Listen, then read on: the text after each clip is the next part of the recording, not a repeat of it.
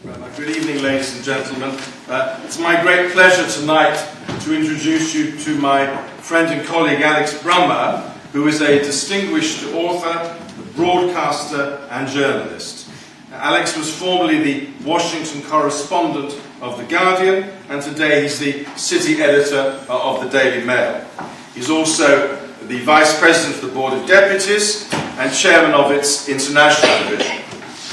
Yesterday, as Rabbi Richards was saying, was an interesting day because of the Holocaust memorials around the world. And the board honorary officers tried to split themselves into all different parts. Our President, Vivian Weinman, was in Prague with one of our Vice Chairmen. I was in London at the Holocaust Memorial, wonderful service in Westminster City Hall. And Alex was in Auschwitz representing the board and the Jewish community. And although his subject tonight is the UNRWA, perhaps he may be persuaded later to tell us something about what happened yesterday in Poland, because I'm sure it will be very interesting to hear about it. But for the time being, it's my great pleasure to welcome to Bushey and to introduce Alex Brummer.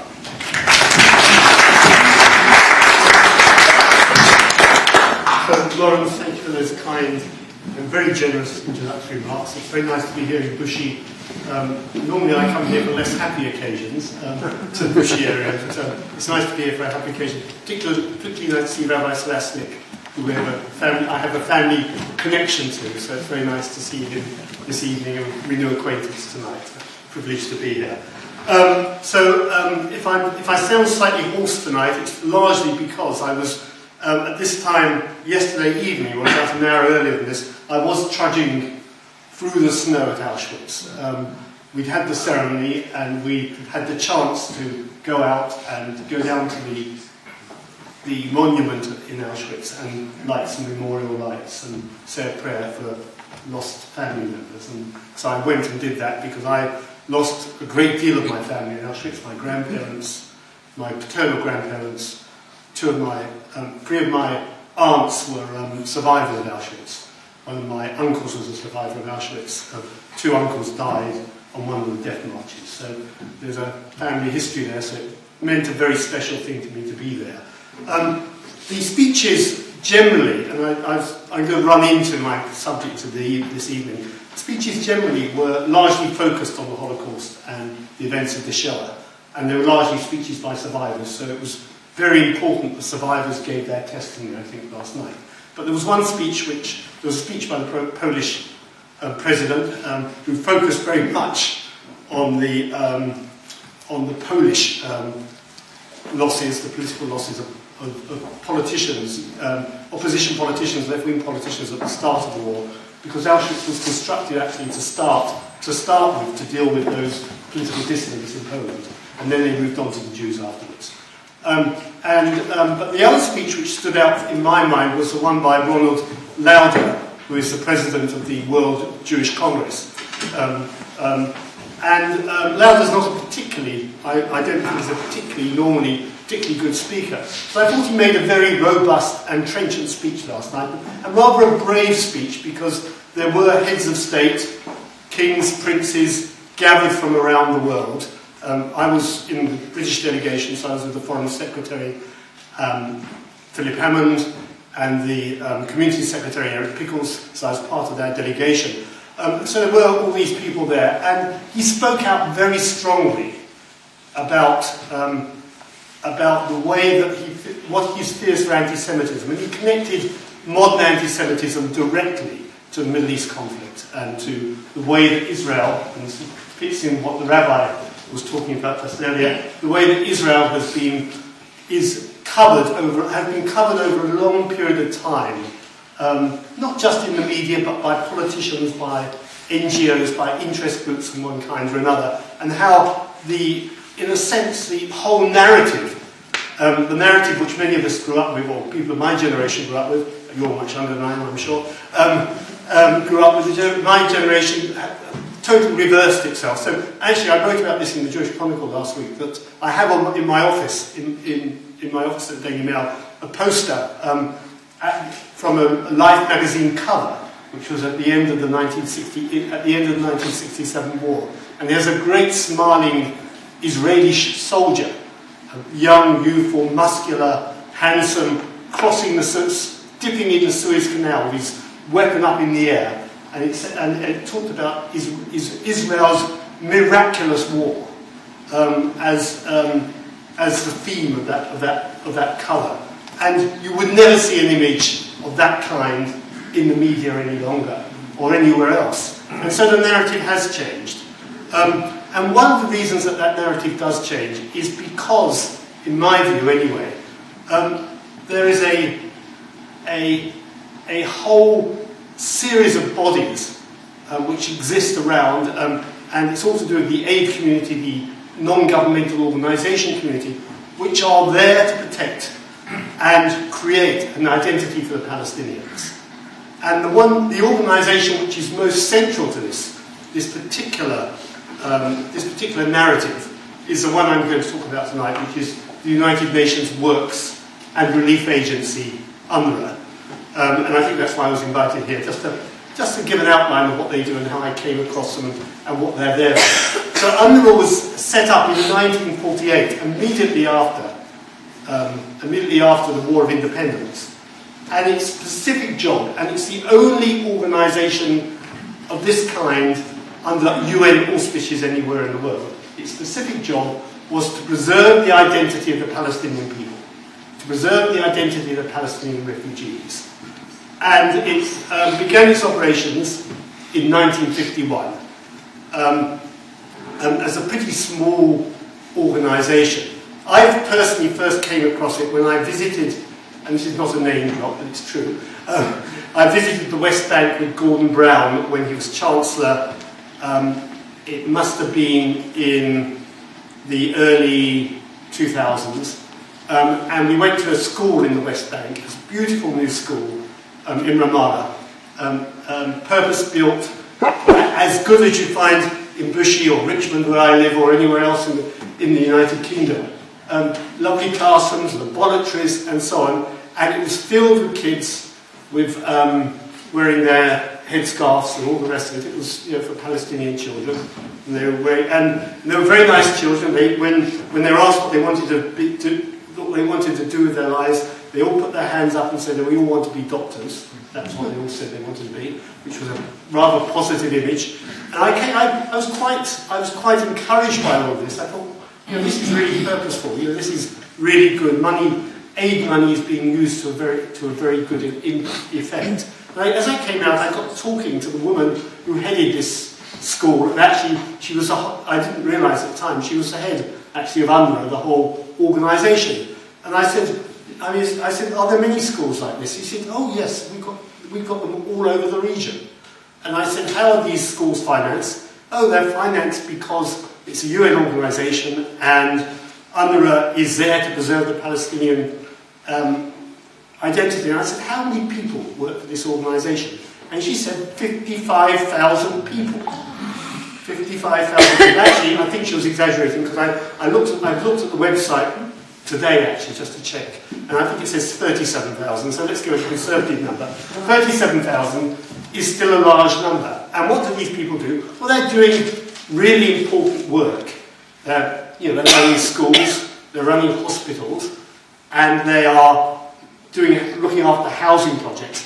But it's an enormous subvention to an organisation which has one singular purpose, which is to look after the status of refugees. And I was struck this summer during Operation Protective Edge that these people are meant to be neutral humanitarian organisations doing good humanitarian work.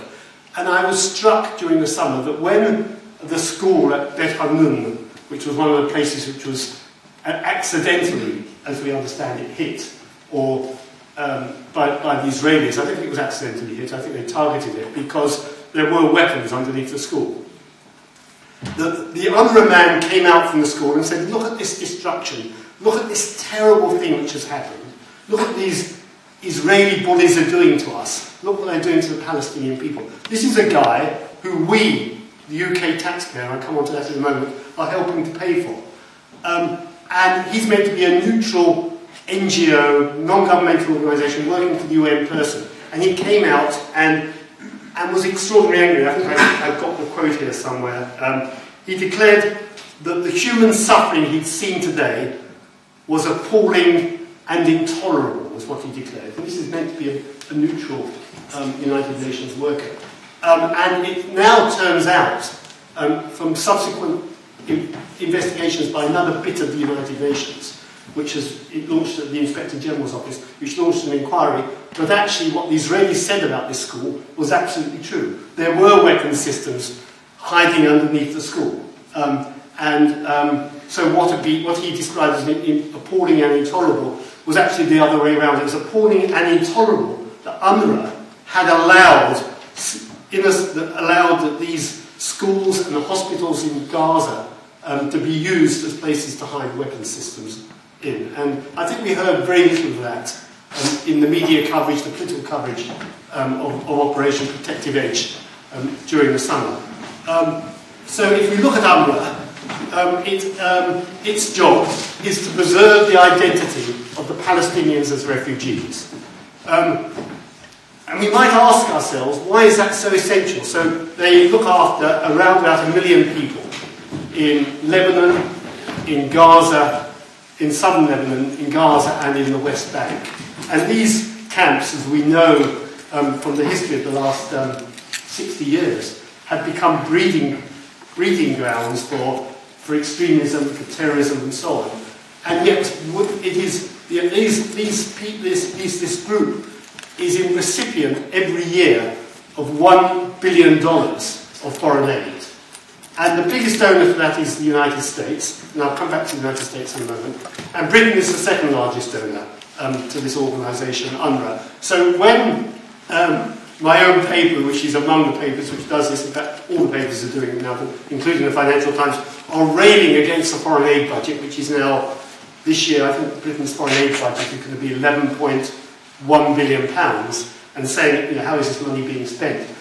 We know how a large chunk of it is being spent. A lot of it is being spent either directly or indirectly, because some of this money goes through the European Union, on this organisation, United Nations Works and Relief Agency. And it does seem to me that this is not what we, the public, want. And of course, the preservation of the refugees as refugees, and we're now into the third or fourth generation of them, because it's since 1948, the preservation of their status is, of course, a vital element of the whole two-state solution, the peace talks, which have founded several times and recently founded, as we know, earlier this year. Sorry, last year, in the spring of last year, just before Operation Protective Edge.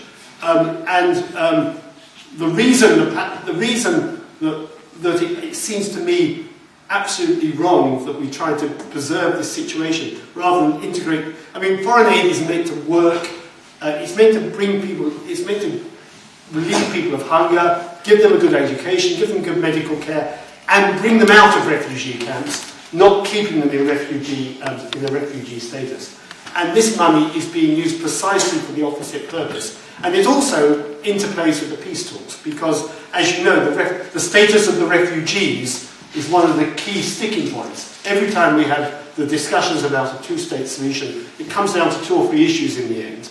And one of the 2 or 3 issues is the status of the refugees. And yet we've spent 60 years preserving their status instead of integrating them into society, into the societies in which they live, which is what is meant to happen.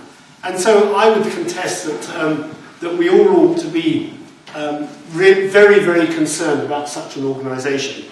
And what we also know about this organisation is that they use their educational facilities to propagate violence against Israelis. So the textbooks which are used in the schools portray Israelis in a very disadvantageous way.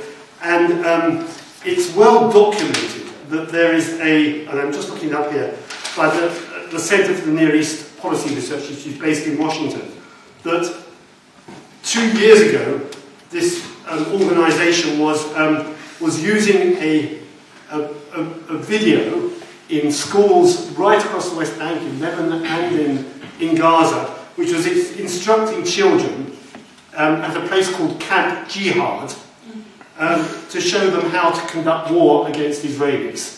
So our money has been used, distorted and used in this purpose for what is meant to be a humanitarian organisation. And then we wonder why radicalism, Hamas, and the radical organisations, the jihad organisations, have such a large grip on some of these populations. So I think that was really what I wanted to essentially say, and take questions on that afterwards. So thank you very much. Do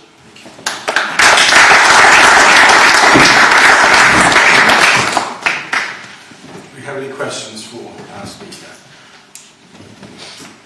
Anyone want to start us off? Ronnie, you can start. Ronnie, yes, the trouble is what you said and I can't find anything to argue against. So I'll ask you a question, which is, if the facts you've stated are known, and there must be to everybody in various levels of power, why are they keeping so silent? Why aren't they saying, well, we don't mind helping, but what you're doing is not what we're there to help? How is it that the higher echelons have said nothing, at least not in public? Well, I mean, it's interesting you say that, because there was an editorial in the Wall Street Journal about 2 weeks ago, which suggested actually that it was time that the Americans stopped funding this organisation, because the way that Palestinians are trying to internationalise the Middle East conflict at the moment by going to every body they can find, the International Criminal Court in The Hague, the United Nations itself, the United Nations Human Rights Organisation, and the United Nations Refugee Organisation, all of these different UN bodies they're trying to get status on. And they said, you know, that why should a country which is sort of is unilaterally withdrawing from normal dialogue, the direct dialogue with the parties, be rewarded in this way, and also complicating the whole status of refugees. So it is questioned, and actually I, with a member of the board staff, went to see, I would say that middle-ranking, I wouldn't say it was at the highest level, middle-ranking civil servants at DFID, the Department for International Development, about 6 weeks ago, just beginning of December, I think it was, so maybe 6 or 7 weeks ago. And we specifically asked about UNRWA and whether there was any consideration being given to looking at the funding for this organisation and the way it operated, and the way it crossed the lines during the Operation Protective Age, and sacrificed its political neutrality really, and moved beyond its humanitarian purpose. And we got a very a very po-faced answer, that they weren't aware of any such. They weren't aware of any such behaviour, and of course they'd have to wait to see the full reports from the various UN agencies which were investigating the matter, and so on. And there's no acceptance, I don't think, that that money which we give, which we, the UK taxpayers, give, with it comes some responsibility to make sure that it's administered properly, and that applies generally, I think, to aid which is going to the West Bank and Gaza. I actually have absolutely no problem as somebody who believes in the humanitarian cause, that people should be given decent living standards, decent learning standards, decent hospitals, decent places to live, and so on. But what we do know is that because money is fungible, it can be used. You give them money for a particular purpose, it can be used for any other purpose. And so, in the West Bank, for instance, under the Palestinian administration, UK aid money, which is there to support budgetary purposes, drainage, better electricity, better schools, actually ends up in the hands of the families of Palestinian prisoners in Israeli jails. Now, people may say, well, that's a good cause. Why should their families suffer because these people are in Israeli jails? But you might ask why those people are in Israeli jails, and most of them are many of them convicted terrorists or been involved in terror acts of one kind or another. And it does seem odd that our aid money should be used in that particular way. So, Bushey, did you want to ask a question? No, same question really. Same question. gentleman over there. Yeah, I'm sure most of us here would sympathise with the arguments that you put forward there. Sorry. Yeah. However, members of the press don't seem to. And the points you put forward, I've not read about, and I think I'm quite well informed. Why is the press ignoring it? You're a journalist, Alex. I am a journalist. That's a very, very big question, and a good question too. And I'm not quite sure where to begin. I'm a member of the press, and you're right. But it doesn't. I mean, the simple answer is it doesn't fit in. And I use this word. I've overused this word already, but it doesn't fit in with the narrative which has developed around the Middle East conflict. And the narrative which we now have is the Palestinians are a terribly poor, oppressed people, and I have to say, and I don't really like naming particular media organisations, but I think one or two of I work for The Guardian, which is the Bible, incidentally, the BBC. So the two work hand in hand. I'll give you a little anecdote about this. People say, well, how do you mean The Guardian's the Bible and the BBC? Well, I do quite a lot of broadcasting on financial issues. In fact, I did one today about the Qataris buying Canary Wharf, which is another whole story. And sometimes they turn up with a radio van at the office or outside your house, and you jump into the van. And if you get this early in the morning, you're going into the Today Show or something, sitting on the counter there's no Daily Telegraph, there's no Times, but there is a copy of The Guardian. It's always sitting there. It's like it's a permanent fixture.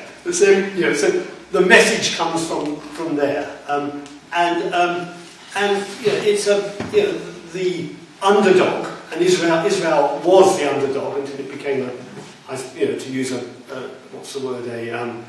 controversial way of looking at it, an occupying power, or taking control of disputed territories, whatever you like to call it. But until it became the overdog, it had a good image. But it's very easy for people to embrace the underdog. What is really, I think, really grotesque is that in the current context is that Israel gets so much poor attention, bad attention, and this went right through the summer, right through Protective Edge, while Islamic State or ISIL, whatever it was called, was ravaging and murdering Christians as it came down through Syria into Iraq, and literally starving minority groups and killing in the most brutal way civilians, and virtually because the press couldn't get at it, it wasn't covered. I mean, one of the things just carry on all this bit about the media. One of the things about Operation Protective Edge, and actually Lawrence was with me. We were in Israel to wedding, and we heard from a young Israeli journalist, a brave young Israeli journalist who works for Haaretz, who'd been up in Syria and had been in Gaza during the war, and we were both at the same simcha. It's an odd thing to happen at the wedding, but he gave us a very thoughtful talk about the Middle East. And he'd been in Gaza during the war, and he recounted to us the pressure which journalists came under from Hamas. So the journalists in Gaza are, their job is to get a story for their papers. In order to get that story for their papers, they have to pay homage to Hamas and money to Hamas sometimes to get the images that they want.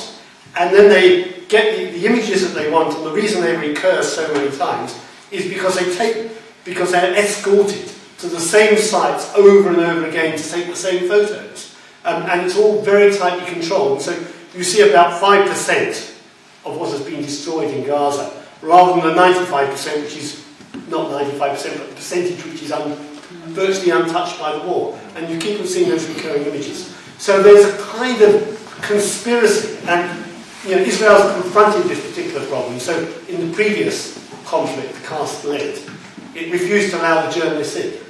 And they all stood on the ridge, overlooking Gaza, making up their stories. So this time, and it got so much criticism, it decided to let them in. And it got a whole different, it landed itself a whole series of different problems. but that narrative is incredibly hard to shift. And I think there's so much positive that can be said about the way Israel behaves, it operates. There's much to criticise, perhaps, in the way the government behaves sometimes in its negotiations in relation to land grabs and all sorts of other things. But there's so much good in Israel in terms of its the way it's assimilated populations from around the world, the way it is very tolerant of people of diversity, different sexual tastes, different religious tastes, and all the rest of it. It's the only country in the Middle East which allows every religion to flourish in its borders. Christianity, Judaism, Buddhism, whatever you like, is there flourishing within its borders. And it's a tremendously vibrant democracy, but none of that ever seems to get through in this kind of Middle East narrative. And I'd love to see some more of that diversity come through. And also the economic and technological success. That Israel, this is an area I know a little bit about, Israel is the second largest originator of new technologies after Silicon Valley. And I recently, about a year ago, spent some time with Michael Moritz, who is a Jewish entrepreneur based in Silicon Valley, who was behind the founding of Google, Facebook, and several other companies. He's worth about $10 billion, I think, something like that. So he's a Jewish boy from Wales. His father was a professor at the University of Wales. Nice chap. And because my wife comes from Wales, I happen to know his parents. So there you go. So anyway, I went to see him, and he said that the only place in the world that he would consider of putting his company's money, Sequoia they're called, is Israel, because Israel is the only other originator of new technologies and advanced technologies in the world which can do that, right across the sphere, but particularly in internet and cyber security and all those areas, cloud computing. Yeah, that very positive picture hardly ever comes through, and I think that's the media really does bear a long responsibility for not seeing it through that broader lens, and we ought to try and do it. When I was at the Guardian, I did actually attempt to do a bit of that, and I attempted, in my own small way, at the now to do what we can and be much more positive than we had in the past. But you can't shift this. You can't shift 40 years on your own. It's very, very hard to do. In mitigation of your journalistic colleagues, you did write yourself a very interesting piece in the Jewish Chronicle in July during Protective Edge about the very subject you're speaking about tonight, which is what Rabbi Slaznik read, and it caused the invitation to be extended tonight. So you did. You've done. I never like to quote my own writing myself. But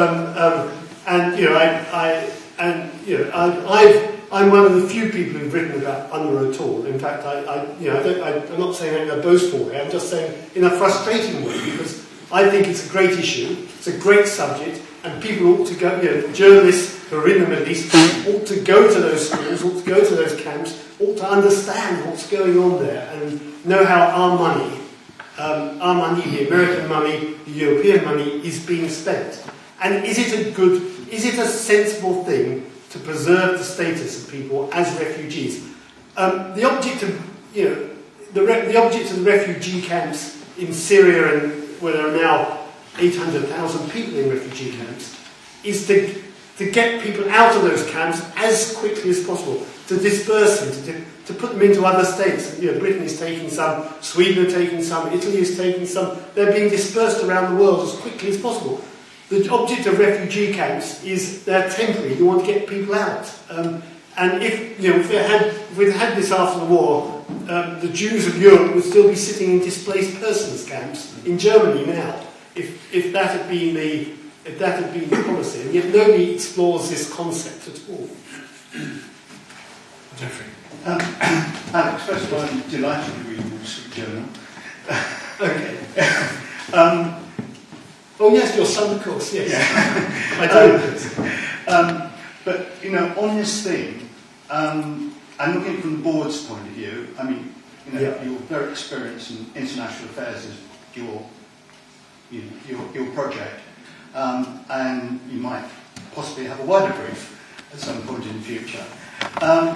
Taking this, I mean, how do you think from the board's point, in other words, looking as a representative, the representative body of British jury, how you could raise this issue and put it way up the agenda from the public's point of view? I think it's a good issue for us.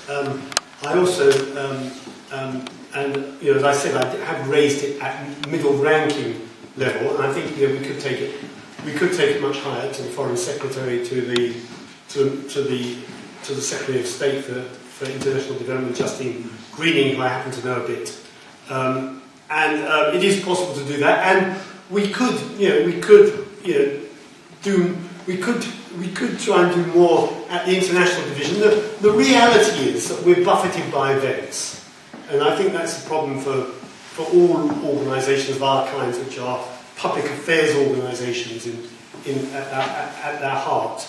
And we have to, every day, and I think Lawrence is involved in this as much as I am. Every day we are responding to day-to-day events. So today, Maureen Littman was quoted in the papers as saying something which I thought was rather stupid for somebody who'd made her whole life around being Jewish, to say that she felt unhappy being Jewish in Britain, but, or felt she might want to leave. Because she's done a huge amount actually to create understanding of Jewish people and Jewish attitudes and the way we are. Don't like it or lump it, it's the way we are. So we're having to deal with this stuff all the time, and Palestinian flags flying over that Glasgow town hall and all the rest of it. And I agree with you, we don't spend enough time thinking about some strategic issues. We did in the summer actually think about a bit about Qatar, because Qatar, had been one of my favourite subjects. I think they've pulled back a great deal, and we did make a big fuss about it. And we did demonstrate outside the Qatari embassy actually, because Qatar is has been a funder of some pretty nasty jihadist activities. So most famously, as Lawrence points out, Hamas is one of their. They've given a lot of money to Hamas. When the Palestinians talked about turning Jerusalem into the capital of a new Palestinian state, Qatar immediately piped up and said, "Well, if you do that, we'll put $1 billion in to help you do that, to build your capital buildings and so on in Jerusalem." But even more sinister, actually, they are behind some of the rebel groups which have been operating in Syria, and which became Islamic State. So they were one of the initial funders of Islamic State, and they provided a home in Doha, their capital, to both the Muslim Brotherhood and the Hamas leader, Michel, was doing his broadcast during the conflict in the summer from Qatar. It's quite interesting, though, that I think they may have overreached their hand, because they. And by the way, just to emphasise their peculiarity, one of the few Arab countries to have a British Israeli consular presence is Qatar. So they do like to play both sides of the fence. But we did have, I think, we did protest quite strongly, both publicly and in meetings at the Foreign Office, about Qatar's role. And it's very interesting, and in the context of what's going on at the moment, where British and American forces, as we speak, are in action. Qatar has been forced to retreat, and they've thrown out the Muslim Brotherhood, and they've thrown out Hamas from Doha. They've both been thrown out. They've closed the offices down. So I don't say that's nothing. I don't anything to do with anything we did, although we did definitely raise the issue, put it in their heads. It's much more to do with the strategic context. But you can raise these issues, and I think UNRWA would be a good place for us to. But then, you try and raise it, and there'd be people on the board who would object to us raising it, because they would say, well, as I did before, that the humanitarian cause that they represent, the humanitarian work that they do, is overwhelmingly more important than anything else that they do. So you can play both ways. Yes. Hi. You talked about strategic thinking, etc., that you engaged in over last summer. But, you know, if one steps back, you know, the life of Jews in Britain is obviously ever more difficult than it has been, whether that's because of protective edge or other Israeli claims. Can I just hold, sorry, I not want to get into a debate about this, but how is the life more difficult for Jews in Britain now? Well, the anti-Semitism. How has it changed? Just tell me how you think it is. I'm asking you this because I don't understand it. I don't think my life has changed since last summer. So how's your life changed since last summer? Well, I think there is a rise in anti-Semitism. I don't want to name names, but I know directly of people who have been beaten up solely because they were Jewish. But might that not have happened before the summer? Who knows? But you know, all I can say is I've got direct experience, not personally, but people I know. And then, of course, the other thing is, I know this is some will not agree with this, but we had the march in Bushey last summer. Yes. Okay, it didn't start out as a Palestinian march, but it ended up for Bushey being rather nasty. Yeah. Yes. So those are examples. No, there is no doubt that levels of anti-Semitism this year have increased. You know, when Israeli, and it was true also of Operation Cast Lead, that anti-Semitic incidents went up. In fact, during Operation Cast Lead, when I had a previous operation in Gaza, I raised my head above the parapet, and actually my car was vandalised outside my house. That's another example. In a non-Jewish area, in a non-Jewish part of, not a particularly Jewish neighbourhood. Do you want to come to a question? So I'm saying there's another example. Yeah. And there are. Yeah, but there are examples, but there are isolated. What I would say about anti-Semitism is that it's perceived rather than actual. That actually, there are, and it's very, and I don't want to be complacent. I hate the idea that I'm being complacent about this. And there were one or two daubings. My father's synagogue in Hove, where Rabbi Celestik's father served for many years, was daubed with a Palestinian emblem. And my own synagogue in Richmond was invaded by some rather over-enthusiastic youths and had to be thrown out. These things did happen, and they do happen. But actually, in comparison with what the French are putting up with and having to deal with, they've had Kristallnacht. During Operation Cast Lead, their Jewish shops were burned out, synagogues were firebombed. People have been raped. People have been murdered. School children. And British tolerance, I think, means there are obviously jihadist lunatics out there, and we've got no idea when we're going to strike. And there will be people who will get assaulted on the way to synagogues. They always have been. And it may have got worse. But actually, the numbers don't actually show that they've got the incidents of anti-Semitism in Britain haven't got more serious. I.e., they haven't got more violent than they were. But it's possible. But we can't be complacent. The numbers have increased. So do you want? Have you got a specific point, or just want to say that you're worried? Yeah, well, I think it's interesting. I was developing my point. Yeah, but I'm inviting you to do that. Thank you. The question I was leading up to is that. Sorry, I interrupted. Indeed. The question I was leading up to is this: that all these things happen, but and obviously, as you rightly say, in the UK we don't have nearly the same extent of the events and seriousness, if you like, that take place in France.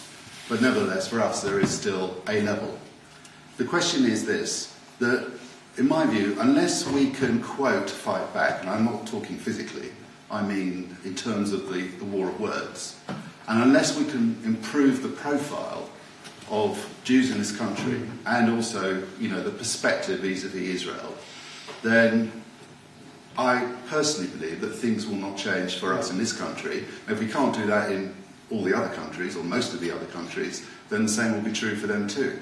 So the question is, do you believe that there are, and I'll say senior figures within the Jewish community in London or in the UK that might be able to help to change the dynamic? Yeah, that's a good question. Let me just roll back slightly. I think that the leadership couldn't cover itself in glory during the summer months when this conflict was going on. I think we were caught hopping, didn't get out there, didn't do what the community wanted us to do, and get our message out there.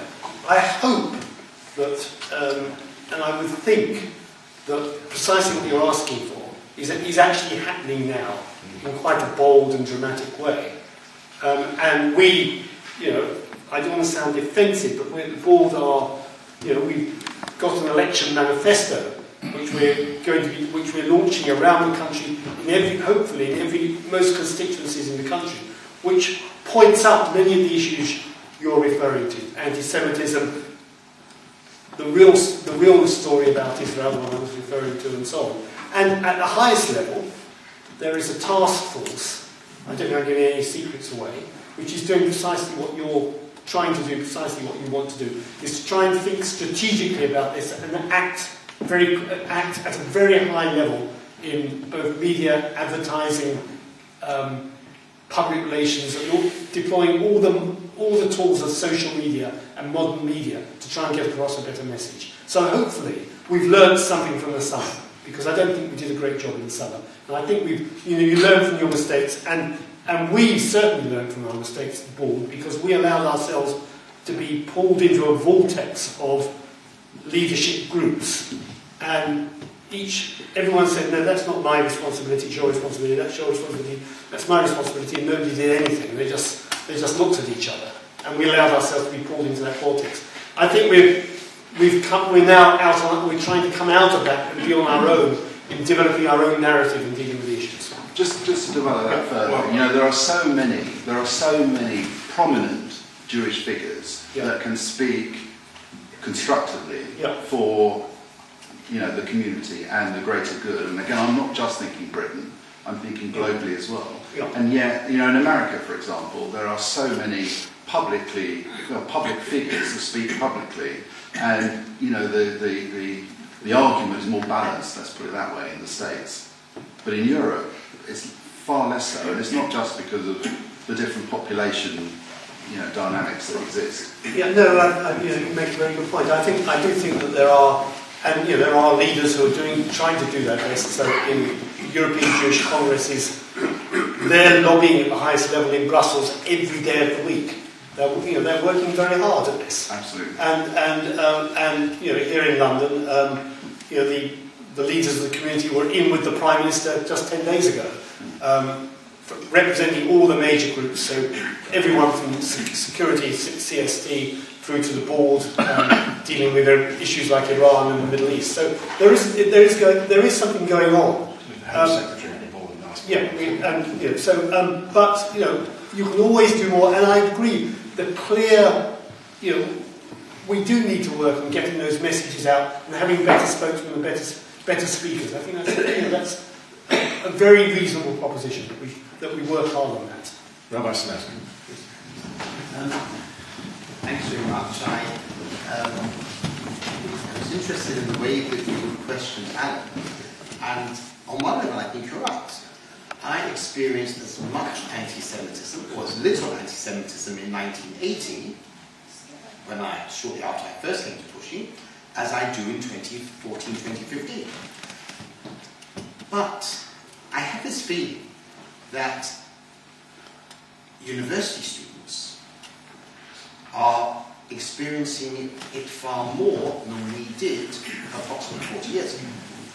And that school children, I was in a non-Jewish school, as I guess you were, that school children in non-Jewish schools are experiencing it more than we did. That's my suggestion. No, I think certainly the university campuses are absolutely right. They're hotbeds of pro-Palestinian activity, and these groups, these Palestinian pro-groups, are extraordinarily well funded, and probably by the Saudi Arabian government is probably partly behind the funding of these Palestinian and pro-jihadi societies around the country. And Jewish university students had a really hard time of it. When my own son was at the London School of Economics 10 years ago. I haven't got him out of university education yet, I have to say. But anyway, that's another story. He formed what he called a bridge society, which actually brought the Jewish society and Islamic society together in one building, together in one meeting once a month. And that kind of worked quite well for a period. But, so building bridges can work. But I do think that, particularly in many of the universities, and Jonathan Arkush, our colleague who runs the Defence Division, spends enormous time speaking to vice-chancellors and dealing with the problems in universities. And because there is a hostile environment in all of the universities. That is something which is new. I recall way back when I was at university debates in the Union Chamber, which had an early flavour of the Palestinians as an oppressed people. There's kind of early stirrings of that story, and being involved in those debates. But it's got much worse. It's got hostile, and I think we had reports this week from one of the universities from one of our deputies. We've got a large contingent of deputies representing the Union of Jewish Students, and we had reports of Deaf to Jew posters being up in the Union room of one of the universities. I think it was Birmingham. Yeah. And having to be taken down. So there is horrible stuff going on, and that is an increased level of anti-Semitism. Yes, you're right. It's greater than it was, and the campuses are a dangerous place for our students, and a place where they don't feel safe. What it's like for non-Jewish children, I got my grandchildren are in a non-Jewish school in North London. I don't think they feel any anti-Semitism at all. And I was rather proud of my grandson, who, when he was asked my 7-year-old grandson, when he was asked if he wanted to participate in Christian service, he said, "No, can't we have a Jewish service instead?" And so could he be excused and hold a Jewish service instead? So, he sat down actually with the Muslim children, one or two others who didn't want to be part of that, and they held their own service. So that was nice. Good lady at the back, and another gentleman at the back. And then, I just want to sort of comment about what you said about anti-Semitism on on campus. I genuinely do not feel that the situation is as bad at all. I mean, we have a daughter at university, and we've had another one at university, and they've never experienced anti-Semitism at all. And not only that, but generally, the impression that I've learned over the last year or so is that anti-Semitism on campus actually is only confined to perhaps 1 or 2 universities. Yes. Generally, I think Jewish students across campuses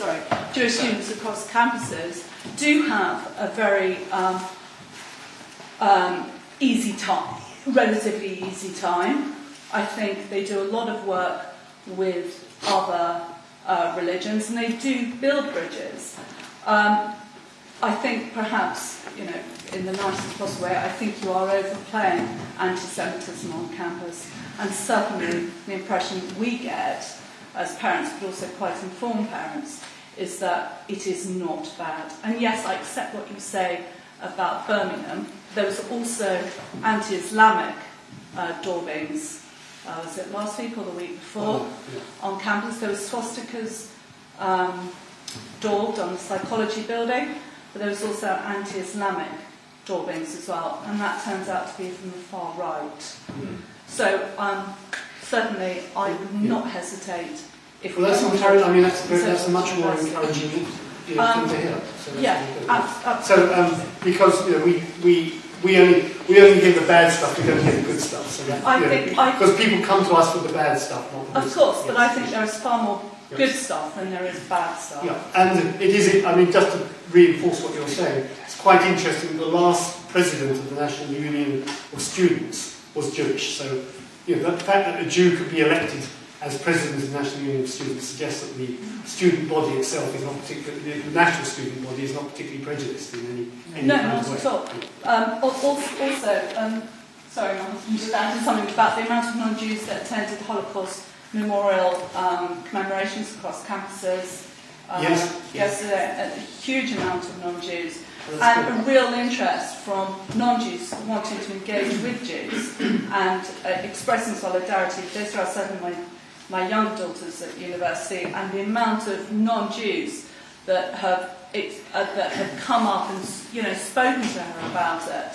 I don't think anti-Semitism on campus is an issue.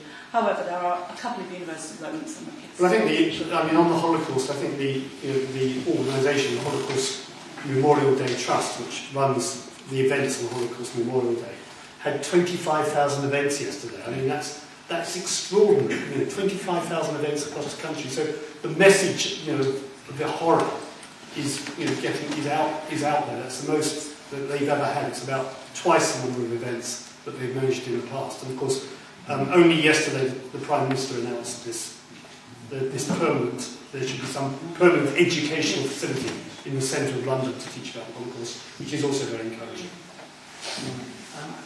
Can I come back to the subject of UNRWA? Yes. Sorry, can you not see me?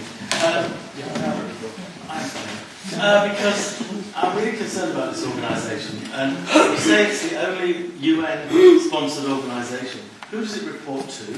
How does it? What charter does it have? What mandate does it have? Why isn't it visible in places like Darfur, Nigeria? Is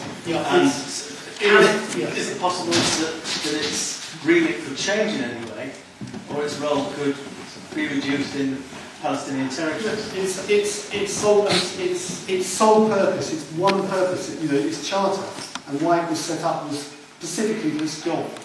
It was just to work with the Palestinians. So there are other refugee and humanitarian organisations which report to the UN. It is basically self-regulating, self-funding, and almost independent of the UN. Now, I say it's almost independent, but when these things went wrong in Gaza, these alleged schools and hospitals used as targeting areas, they have sent in the UN inspectorate to have a look at it. And we will get some reports. We haven't seen those reports yet. We may never see them, of course. It's like the Chilcott report. We're still be sitting here in 20 years' time wondering whether it's ever going to happen. But there are inspector generals who can go in and do this work. But my impression is, if you look at that website, it's quite interesting.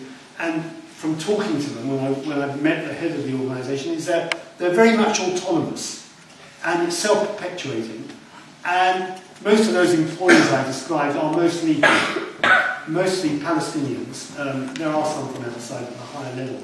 Most of them are Palestinians, and so it's a kind of it's a self-perpetuating group of people involved in the same cause over 2 generations, 3 generations. So the UN has no direct control over it? Well, it would have a direct control. Of course it would. The Security Council or the Secretary General could close it down tomorrow if it wanted to, presumably, with the permission of the states who fund it and so on. But they've never attempted to do so because for some reason, it's felt preserving their status as refugees is an important strategic thing, and the General Assembly countenance it being closed down.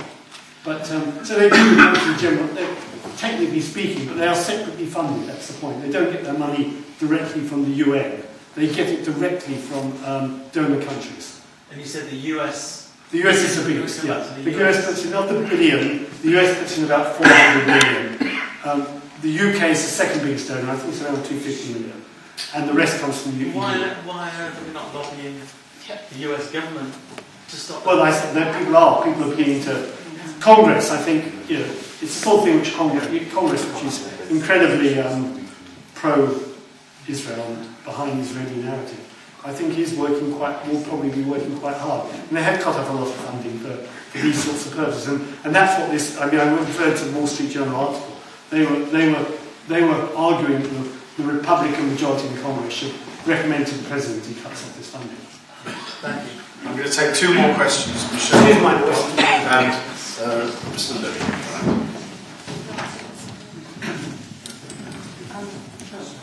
Michelle, ladies first. Ladies first.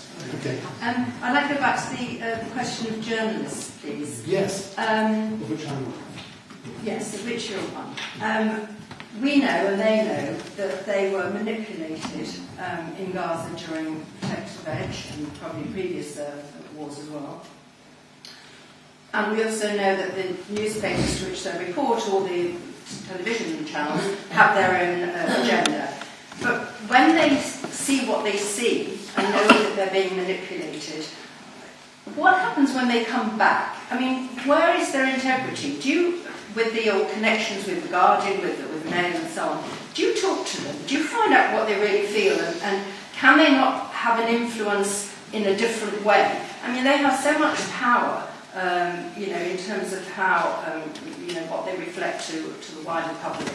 I find it very worrying. And also, have you tried to take your editors or people like that to Israel? A lot of that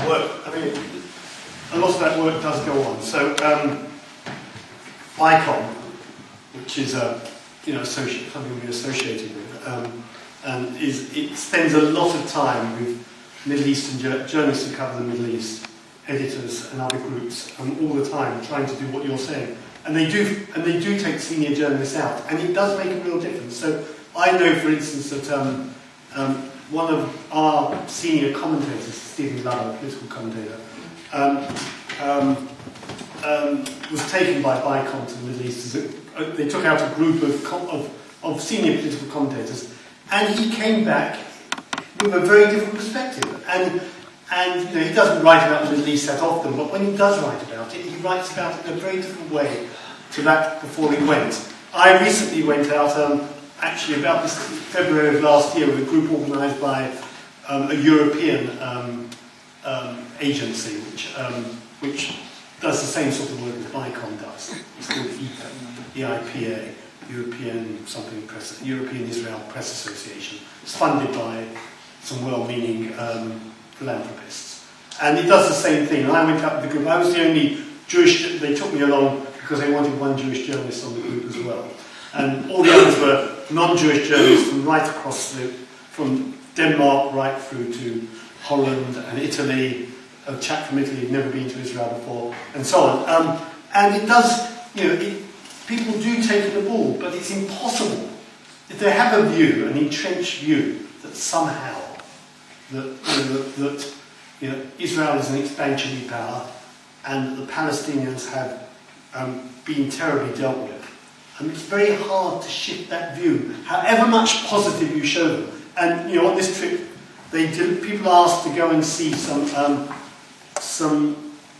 West Bank plant, a West Bank industrial estate. I can't remember its name. I wrote about it actually in the Daily Mail. I wrote a long piece about it. Barkan, I think it's called, where there are Palestinian workers and Israeli workers working alongside each other. And it was very positive, and the Palestinians came and talked to us, they told us about their working conditions. Their incomes were the highest in their villages. They had the jobs which everyone else in their villages wanted, and it was a very positive story. And I know that 2 or 3 of the papers wrote about that particular estate, but when in the final analysis, when the conflicts come and people retreat into their usual camps, but I think you could slowly try and shift the dialogue and make people aware of some of these things, positive aspects. But it's a very hard grind, and it's quite interesting because how do newspapers work?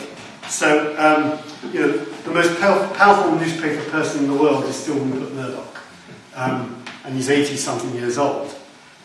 Does he ring up the editor of The Sun every day and tell the editor of The Sun what he should do? No, of course he doesn't. Does he ring up the chief executive? No, he doesn't. But somehow, they know what he thinks, and they know what he wants.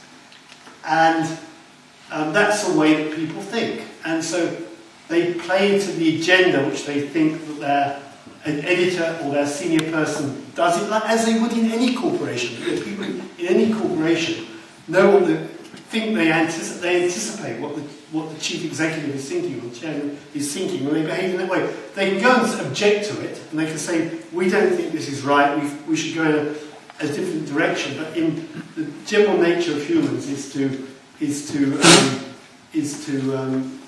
to genuflect before the boss, and I think that's what happens. I think we have the last question, Mr. Luke. I just wanted to ask something about international matters, none of which you haven't discussed, but I think it might be of interest or relevance to the Board of Deputies. And that's that I noticed that last week in London that flags were at half-mast for, what's his name, King Abdullah, the late King Abdullah. And I noticed also that the Prime Minister and the Prince of Wales, they didn't make the Leviathan, but I think that they made the Shiva. And I also read that the Prince Charles has been to Saudi Arabia, I think it's 10 times since 2008. Maybe I'm wrong. He loves making No, nice that's pictures. fine, that's fine. But what I don't understand is why it is that the Queen has been the Queen for 62 years. Is it 63 years? But 62, nearly 63 years. She's never managed once, none of them have managed to go to Israel even once, except for, I think, Prince Philip, because I think his mum's buried there.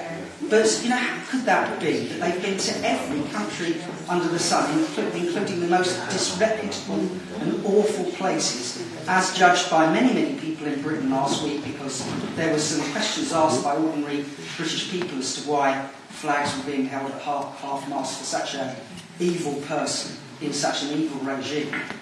And yet, nobody's managed to persuade HM the Queen to go to Israel, or any of her offspring. It's a very good question, as usual, and it's not one I haven't heard before. A close friend of mine who lives in Israel, his mother, who unfortunately died about a year or two ago, who came from Edinburgh, her greatest complaint was about Britain, was that no member of the royal family, other than Prince Philip, as we've just said, who went to visit his mother, who's among the righteous Gentiles, recognised among the righteous Gentiles, went to the marker to his mother. Apart from, he's the only person who's actually been. And yet you're right, they're constantly in the Middle East and constantly in Saudi Arabia. Partly it's because, it's partly an economic thing, as always. But that, there are 40,000 British advisors working with the military in Saudi Arabia. Most of them work for British Aerospace, for BAE. So there's a lot of jobs and a lot of money, huge amounts of money. And when I say huge amounts of money, I mean tens of billions of pounds every year at stake in Saudi Arabia. And that's why they get so much attention. And of course, for a long time, we've also been dependent for them on that for oil supplies as well. But I don't think but what's also interesting as a counterbalancing factor is that Israel is becoming a very big trading partner of the UK. Last year, British trade was about £3 billion, which is the highest it's ever been. And actually, Britain is now Israel's second largest trading partner. And one would hope that with time, that you might see at least a junior member of the royal family, as long as it's not Prince Andrew,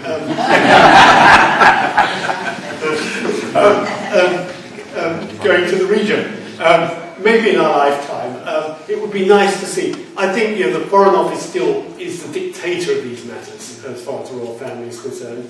And although we've been fortunate enough in the last 4 years to have a Jewish British ambassador in Tel Aviv for the first time, very nice guy, you probably all met him, Matthew Coul's a lovely guy, and has done a brilliant job in raising the profile of Israel in Britain, and particularly the technology profile. Spent a lot of time in the universities as well, and been very, done things which are the Camel Corps, the Arab Corps, still dominates the Foreign Office, and I'm afraid that's something which is that is kind of ingrained in their DNA, and they are the people who advise the Queen where she should go. And going to Israel still seems terribly controversial, particularly when there are, disputed territories, whichever way, whether we believe in the big greater Israel or not, in Judah and Samaria or not. Legally, strategically, those territories we have to accept are disputed, and Israel itself accepts that because it negotiates about them all the time. And it's actually withdrew from Gaza. And all those border issues and so on, those unresolved issues, make it quite difficult for the Queen to go there. Now, you may say, well, why on earth can they go to Saudi Arabia where they whip people, give them 100 lashings and chop people's heads off and hands off and do all sorts of terrible things? Well, I think where money is concerned, they turn a blind eye. And they would argue that, well, this country at least operates within its secure borders and it's trying to reform itself. It's taken a hell of a long time to reform itself. And it's still, parts of it are still in medieval times. But it's a strategic ally as well. I understand those points, and of course I accept them, but I wonder if the Board of Deputies or some other, perhaps more suitable organisation, I don't know the Board of Deputies isn't the right organisation. Well, we are the right organisation because we're the only organisation in Britain which is actually recognised by the Royal Family. So we are a recognised organisation. There's only 100 in Britain. And when the Queen had her, the President of the Board was invited to Windsor Castle to present his credentials along with the Governor of the Bank of England and the Royal College of Physicians and the 100 recognised bodies, and the Board is one of those bodies. So there is one which can petition the Queen, it's definitely the Board of Deputies. We in fact have in our boardroom, or we had in our former boardroom, which we don't have any longer, a large portrait of the Prince of the Duke of Edinburgh, who is one of our patrons. So very important. It's a matter we can take up. Yeah, it is a matter we can take up, but I actually think, I think it's fascinating, I think it's interesting, and I think, the British Jews would feel happier if there were a royal visit, but I think it's much more important to have the leading politicians on our side. And Ben Cameron's done a good job in terms of staying on Israel's side during the conflict, and it's very important for us now to make sure that the Labour politicians, or whoever be in power next, the Scottish nationalists, whoever it is, understands the issues which we really care about, anti-Semitism, Israel and so on. Alex, I know you've got a long journey to get home to, and I think there might be one or two more questions. Perhaps you stay for 5 minutes at the end, have a cup of coffee and a drink, and anyone wants to ask you personal questions, I'm sure you won't mind answering. Not too personal.